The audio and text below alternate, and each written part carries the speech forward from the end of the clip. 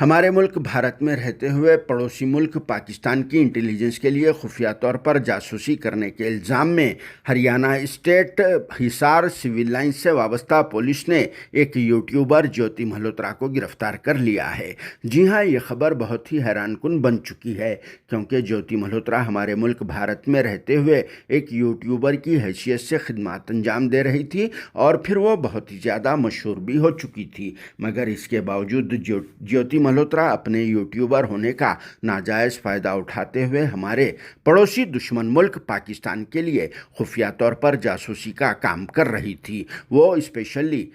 Social media accounts WhatsApp, Telegram اور Snapchat کے ذریعے یہاں کی حساس اور بہت ہی اہم انفارمیشنز کو پاکستان کی انٹیلیجنس کو پاس کر رہی تھی، اور اس انفارمیشن کے لیے جیوتی ملہوترا کو ہزاروں و لاکھوں روپے رقومات آن لائن بھی مل رہے تھے۔ مگر حال ہی میں اس بات کا انکشاف ہونے کے بعد ہریانہ اسٹیٹ حصار سے وابستہ سول لائنز پولیس نے جیوتی ملہوترا کو اب گرفتار کر لیا، اور پھر جیوتی ملہوترا نے اپنے کنفیشنل اسٹیٹمنٹ میں اس بات کا بھی اعتراف کر لیا ہے کہ وہ پاکستان کی انٹیلیجنس کے لیے جاسوسی کا کام کر رہی تھی، جو سال 2023 میں ایکوائرنگ ویزا پر پاکستان گئی ہوئی تھی، اور وہاں پر وہ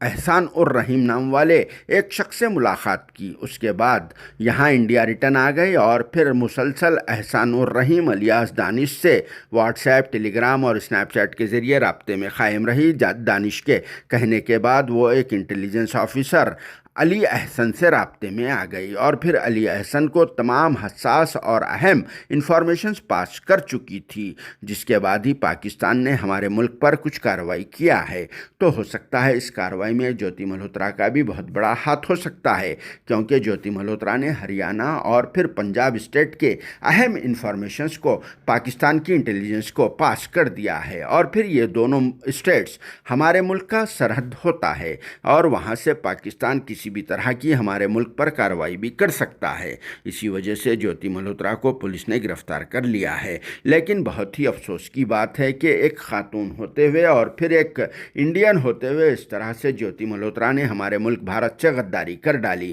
مگر جیوتی ملہوترا کی خبر کو گودی میڈیا والے منظر عام پر نہیں لا رہے ہیں، اور پھر بھکتاں اور پھر سنگیاں بھی خاموشی اختیار کیے ہوئے ہیں، کیونکہ جیوتی ملہوترا ایک ہندو کمیونٹی سے تعلق رکھتی ہے۔ اگر جیوتی ملہوترا کی جگہ کوئی دوسرا مسلم شخص یا پھر مسلم خاتون ہوتی تو گودی میڈیا والے چلا چلا کر اس خبر کو پیش کر دیتے تھے، اور پھر بھکتوں کے علاوہ سنگھیوں اور پھر بی جے پی کے لیڈرز بھی ملک بھر میں احتجاج شروع کر دیتے تھے۔ مگر جیوتی ملہوترا کی گرفتاری کی خبر کو خاموشی سے دبا رہے ہیں۔ لیکن اس پر آپ سب کا کیا کہنا ہے؟ کامنٹ باکس میں ضرور جواب دینا، اور ساتھ میں یہ بھی لکھ دینا کہ جیوتی ملہوترا جیسے غداروں کے لیے کس طرح کی سزا رکھنا چاہیے۔ Bureau report, RS news, Hyderabad.